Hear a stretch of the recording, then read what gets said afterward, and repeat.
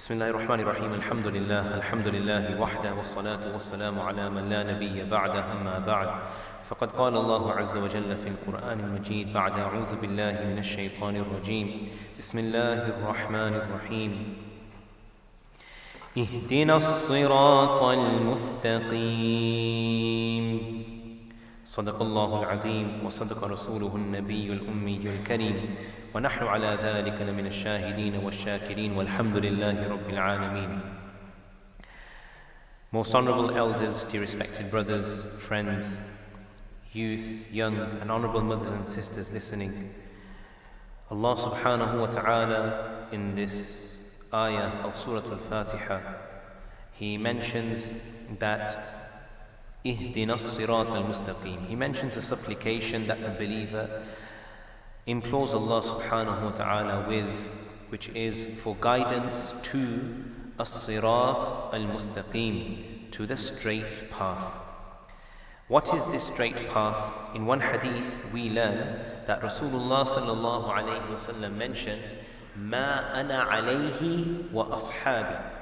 That straight path is that path upon which I am on and all my companions are on.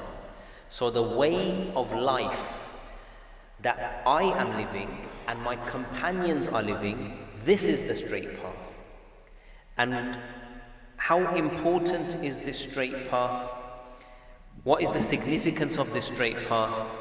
This is the only path to salvation. This is the only path to the pleasure of Allah subhanahu wa ta'ala. This is then the only path to the reward of attaining the pleasure of Allah subhanahu wa ta'ala, which is Jannah, which is eternal bliss, eternal success, eternal paradise.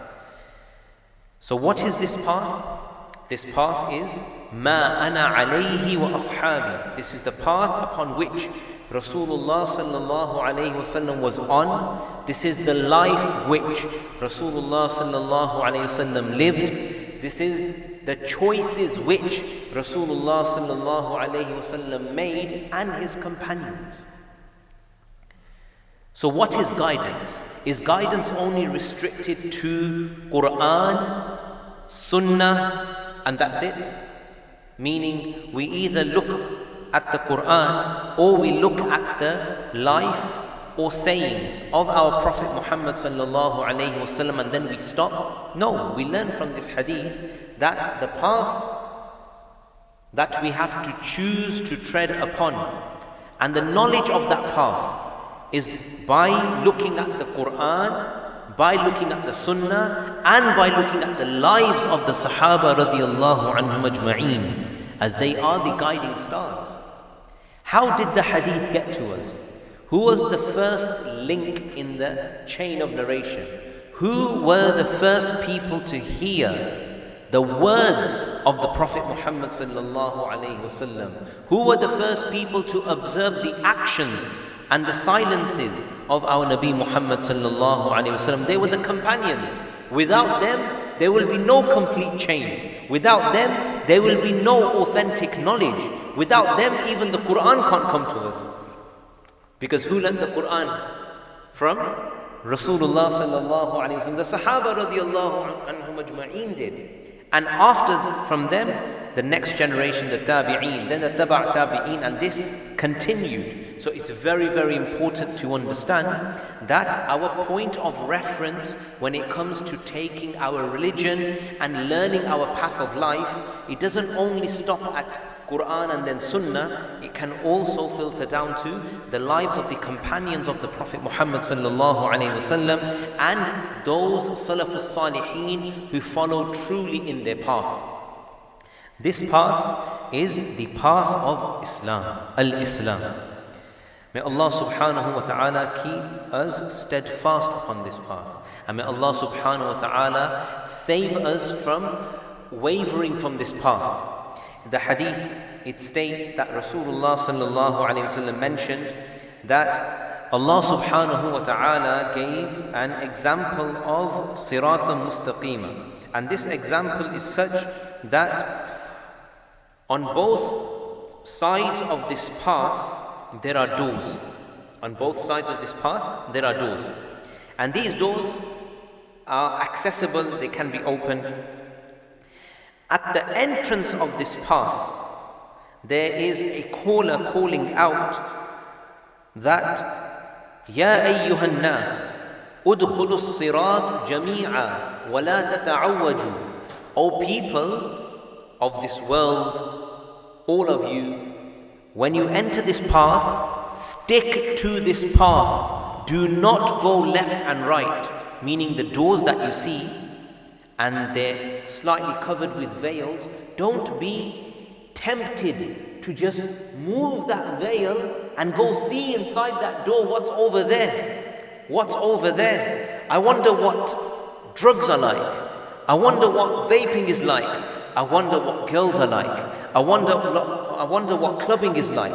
I wonder what was it called? Ballooning? What's it called? Gassing? What's that like? I wonder what all these things are like. So let me just, a bit off the path, let me just take a little peep in there, let me just take a step in there, let me just experience that a bit, and then I'll jump back onto the straight path. Yeah, no problem, I know where it is, it's just here, where I am. Going a bit here and there is innocent. There's a caller that's at the entrance of the path. Before a person even is treading this path, this caller is saying that La tata'awwaju, do not waver on this path, stick to this path. Then, when this person starts treading this path, then there's another caller which calls out to the person every time he intends to peek through the doors. This caller says to him, Wayhak, meaning, may Allah have mercy upon you. May Allah have mercy upon you. La taftahu. Don't open this door. Don't go through this door. Don't do it, don't do it, don't do it. Why? فَإِنَّكَ إِن تَفْتَحُ تَلِجْهُ. Because if you open this door, if you peek through what's there, it's so tempting that you won't be able to resist but enter that door. You won't be able to resist but enter that door. So if you peek, if you look, you'll enter it. Shall I just give you an example of this? Yeah? So you might find this a bit extreme, but because you don't have the mentality of being around Quran and Hadith day and night and teaching this and learning this and being in a company of great scholars who've sacrificed their lives for this. That's why you won't be able to quite understand this example and how natural this example is, because it exactly fits in what these doors are and peeping through these doors is. So when I've probably said this before as well, when I was living in Alam Rock, mashallah, look at all the smiles there, mashallah, okay. Celebrity now. When I was living in Alam Rock, then at times, sometimes for some reason I had to pass through an area called Hodge Hill, which is on the further end by Junction 6 over there, so Junction 5 over there, or is it 7? I don't know which way it is. Or sometimes I have to pass around such other ends where basically the houses are very big and the cars are very flashy, and it's not Alam Rock basically, it's not Alam Rock standard. So with my wife, we're driving. So obviously I'm driving, I'm focusing on the road, I'm not focusing anywhere, and I would see that her gazes would slightly move towards these houses. So I would say to her that, look, it is not haram to look at these houses, and it's not haram to look at these cars. It's not haram.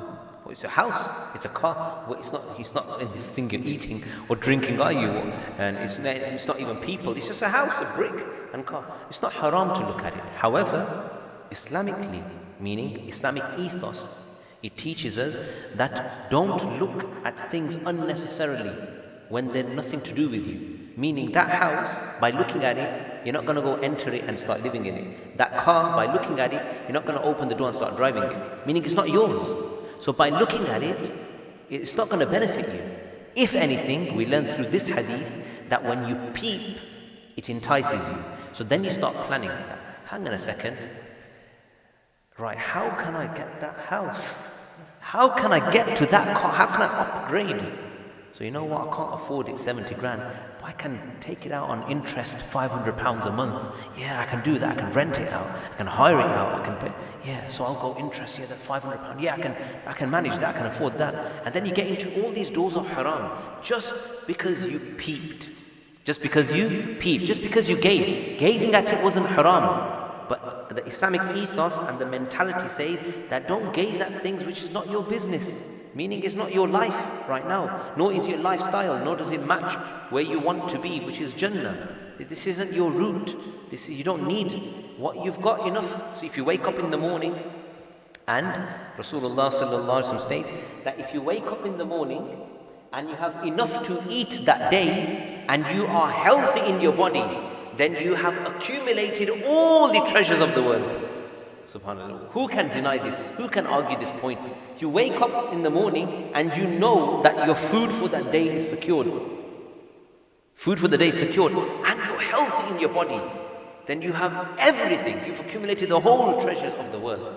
This is appreciation. This is all we need to get through life. So just coming back to the topic.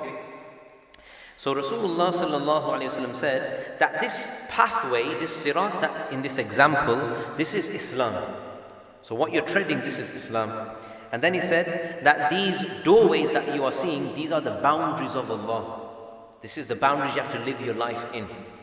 And the caller that was at the entrance of this path was the Quran.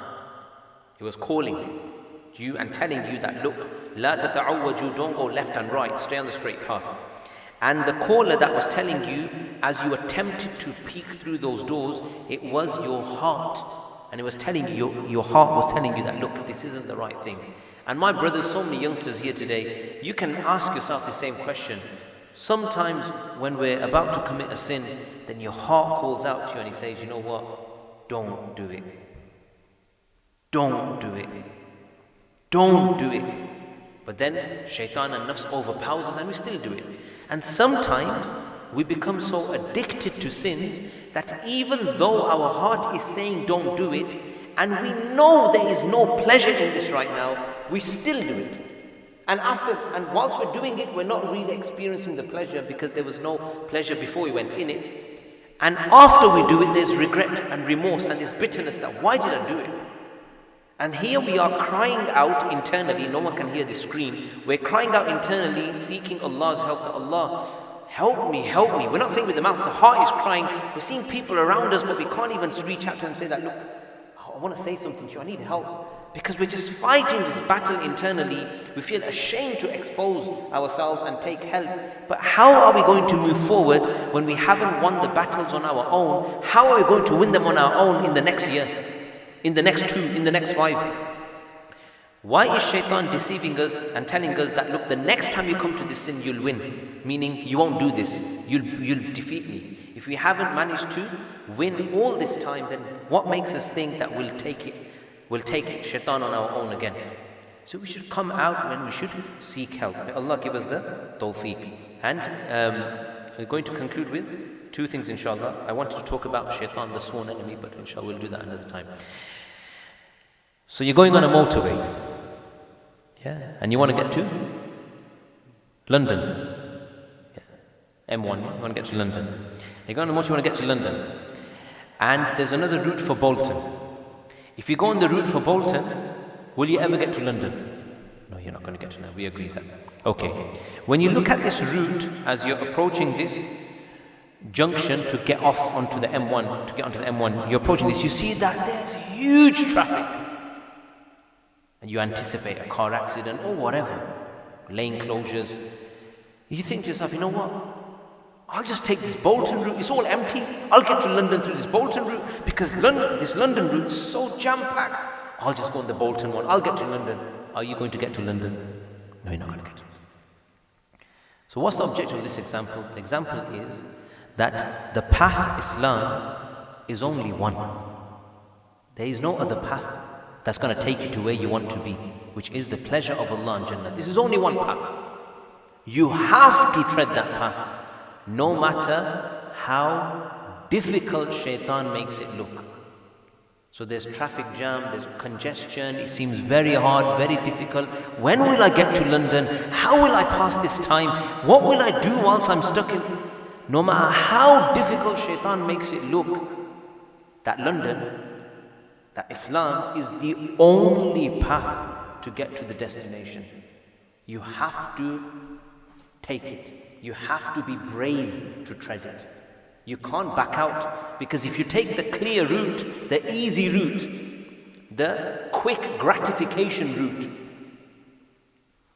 then even though it may seem that you're making so much progress, I did 1 mile in 1 minute, and these guys probably haven't moved 100 yards in a minute. Look how far I'm progressing. So he thinks he's going so far, and he's so much, he's covering, but he will never get to his destination.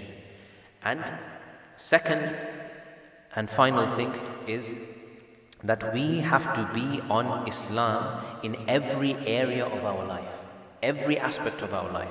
When times are hard and times are good, you have to stick to the straight path, the path of Islam. There was a great scholar by the name of Shaykh Ibrahim ibn Adham rahmatullahi alayhi, and he was on the path to Hajj. He was going for Hajj. So he was going without a ride, and he was going without any provisions. So nothing to ride on, and nothing to provisions for food or for other clothing or shelter, nothing. So a person passed by and he saw the Shaykh, and he said to him, Shaykh, where are you going? So Ibrahim ibn Adham rahmatullah said, I'm going for Hajj. He goes, Hajj without a ride, without provisions? How? I can't understand this. He was on a ride himself. So he goes, no, I have many rides, but you can't see them. So he said, I don't understand, Shaykh. What are you saying, many rides? He said that in the journey of life and this journey of Hajj, whenever difficult circumstances come, then I jump onto the ride of sabr and I be patient. This is my ride. This is what I do. This is how I travel. This is how I move forward in life. I jump onto the ride of patience. When times are easy, times are good, then I jump onto the ride of shukr. I appreciate the blessings of Allah subhanahu wa ta'ala. I don't disobey Allah through the blessings like wealth, time, health, energy. I don't abuse. I be grateful to Allah. I show gratitude.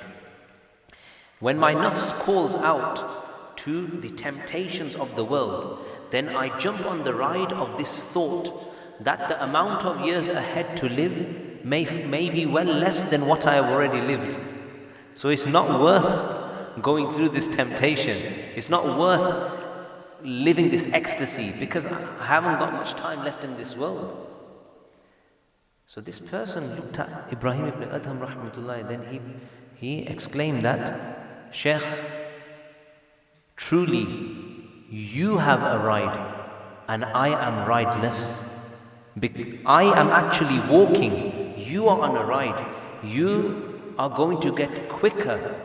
So your objective of getting to Hajj, you are going to traverse this path and successfully make it to Hajj and to the pleasure of Allah much quicker than me. Even though physically I'm on a ride, I'm actually walking. I'm much more slow, and you are heading much more quicker to Allah subhanahu wa ta'ala and to His pleasure. So the objective of this narration is, this story is, true story is, that every area of life, whether times are hard, easy, difficult, times of temptation, times of addictions, you must be on the path of Islam. There's different things Allah wants from you at different times. You must choose and make the right choice at those times. May Allah subhanahu wa ta'ala first will give me, then the rest of you the ability to practice upon this. And may Allah keep us on Sirat Mustaqim for the remaining of our lives, and save us and our families and our relatives and the community from wavering from this path and the ummah. Ameen ya Rabbil Alameen. Subhanallah bihamdihi, subhanallah al-azim. Ashhadu an la ilaha illa anta astaghfiruka wa atubu ilayk. The session seems like it started and finished in just like a minute, isn't it? But how many have we done? 20? 20 minutes? We've done 20 minutes. The thing is, Isha is at 10:35, so maybe some brothers want to quickly go home 5 minutes close by, then come back. That's why I just thought I'd finish. Otherwise, normally, not normally, but before, what used to happen is, when the clock is only 1 hour to the next salah, the dars will be 1 hour. We'll go right through the hour to the next Salah Adhan time. But right now, we'll conclude, inshallah. Brothers need to go, they can go. Try and come every week. We do 20-25 minutes, but some very, very pertinent and important lessons to learn. May Allah accept us all. Assalamu alaikum wa rahmatullahi wa barakatuh.